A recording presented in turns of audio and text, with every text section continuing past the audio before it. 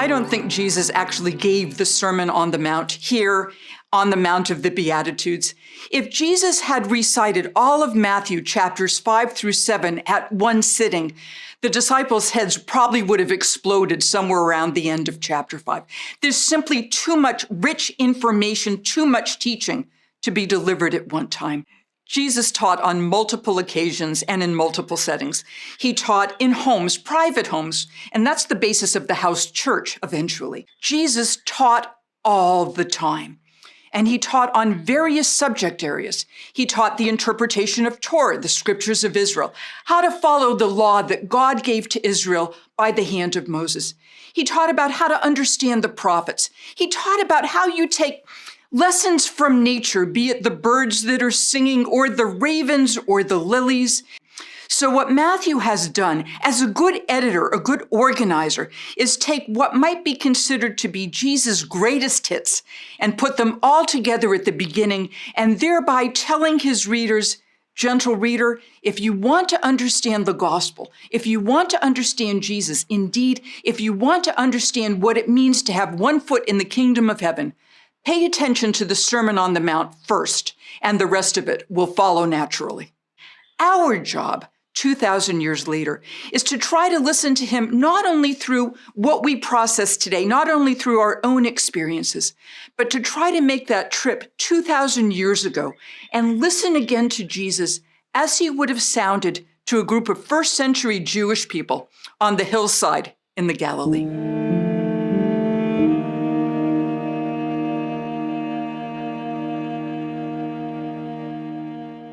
Matthew starts us off in the Sermon on the Mount with a group of teachings called the Beatitudes, from the Latin term for blessed. Blessed are the poor in spirit. Blessed are the peacemakers. Blessed are those who pursue righteousness. It's a wonderful way of beginning any sort of speech because it doesn't demand anything. It says you're blessed in your condition. Indeed, even if you think times are hard, times are difficult, times are tragic. Blessed are you when you are mourning, for you will be comforted. Blessed are you because you are children of God. Blessed are you because you are in the image and likeness of God. And blessed are you because you are loved. In the first Beatitude, Jesus speaks to those whom he calls poor in spirit. In Luke's version of this Beatitude, it's blessed are you poor. That has a stress on economics. But Matthew is doing even more here. The poor in spirit may well be economically poor, indeed economically destitute. But to be poor in spirit, the Hebrew would be anavim. The poor in spirit are those who recognize their dependence on others, recognize that they can't do it alone. They can see the gap between those who have and those who have not. And it is a blessing to be able to know in what sense you are wealthy and in what sense you are actually impoverished if you cannot recognize the poverty of others. To be poor in spirit is to feel in your heart and in your head what it means to be without, and then work to try to bring to those who lack something that you have. Jesus blesses those who are meek. And I used to think that meek meant kind of quiet and mousy in the old Wizard of Oz movie where Dorothy calls herself the meek in front of the great and terrible Oz. That's not what meek means at all, at least not in Greek. The Greek term is praus, and a meek person in Greek would have the sense of somebody who has authority, has power, but is willing to say, wait a minute, I can learn from those who have less power than I. I can learn from those who don't have the strength that I have, and I can get down off my high horse and out of my position of entitlement. A meek person is somebody who recognizes privilege and then forgoes it, gives up authority, gives up power, and shares that power, that authority with others. A meek person is somebody who is willing to listen to somebody else rather than just say, I know it all. Blessed are they. All times are difficult. COVID-19 with self-isolation is difficult. Looking at American racism, systemic problems, is difficult. And Jesus speaks about blessed are those who mourn. These are not just people who mourn because they've lost loved ones, and that itself is a blessing. because not everybody has the ability to say, I love so much that I actually miss this person. I actually mourn this person.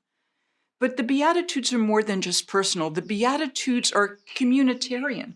The Beatitudes are national. The Beatitudes are universal. Blessed are those who mourn the lack of justice. Blessed are those who mourn because human beings have not gotten our act together to treat each other as brothers and sisters. Blessed are those who mourn lack, who mourn poverty, who mourn what we should be giving each other, and we haven't found the ability to do so yet. One of the Beatitudes that we did not talk about in the book, we just ran out of pages. Blessed are the pure in heart. The pure in heart indeed are those who don't think evil thoughts about others, who don't give them the evil eye. But the pure in heart are those who can become the light of the world. The pure in heart are those who are the salt of the earth, because they know who they are. They recognize their talents, and they recognize their relationship with other people, with nature, with animals, with the world that God created in all its goodness. And if you can recognize all that, your belongedness, then you find yourself to be pure in heart. It may be that the beatitude we need most today, blessed are the peacemakers, because it's so hard. To be a peacemaker is not simply to compromise on everything, because there are certain things where you cannot compromise: justice, righteousness, theology. Jesus says, blessed are the peacemakers. We might think of that old Monty Python line about blessed are the cheesemakers. It's important to listen closely. Peacemaking may be the most difficult here of the Beatitudes, because peacemaking is hard. In times with peacemaking, you have to compromise. At the very least, you have to listen to what the person across the table is arguing. And sometimes compromise is impossible on justice, on righteousness. And sometimes you might think, perhaps peacemaking is not the way to go. Perhaps it's time to do something a little bit more violent. Burn a draft card? Some people may remember those days. Storm a city, chain yourself to a fence, lie down in the middle of the street, and actually cause injustice to stop. One person's peacemaking may be somebody else's terrorism. How do you know who the peacemakers are? Ideally, you know, because nobody dies at the end. Ideally, you know, because you do it in such a way that you are, in fact, pure of heart and not self-interested, but interested in the community. How do you know? Because you recognize that the person across the table from you is not the devil, is not the enemy, but is also in the image and likeness of God. And the only way to begin to make peace is to see that human connection, be pure in heart, work for righteousness, and realize that in doing this peacemaking, you may in fact be persecuted for righteousness' sake. Does that mean you don't do it? Absolutely not. You do it. It's hard, and it's absolutely worth it. There are various forms in Hebrew that suggest the Beatitudes. Now, the New Testament is written in Greek. Jesus spoke Aramaic and probably some Hebrew. But his Aramaic listeners, those Jews on some mountain in Galilee or some synagogue in Judea, when they heard blessed are, or perhaps happy are, that would have been a form of blessing familiar to them. They would have heard that blessing in their prayers. They would have heard it in the Psalms of Israel. They would have heard it in the prophets. So Jesus meets his people where they are, where they would have been a little bit surprised, as blessed are those who are persecuted for my name's sake, for the sake of Jesus, because that was something new. But at this point, early on in the Gospel of Matthew, nobody is persecuting the followers of Jesus because he hasn't said anything that would cause any sort of controversy whatsoever. He's teaching like a good Jewish teacher. And the fact is that even when he disagrees with fellow Jews, at the end of the day, they know they're all still Jews. Might you get persecuted? Might somebody say something negative against you? Might you get a door slammed in your face because you disagree? Absolutely. But that happens within families. That happens within communities. But if you are persecuted, you also know that you are supposed to be a peacemaker. Persecuted doesn't mean you go persecute back. If somebody dismisses you, if somebody closes the door in your face, that's not your enemy.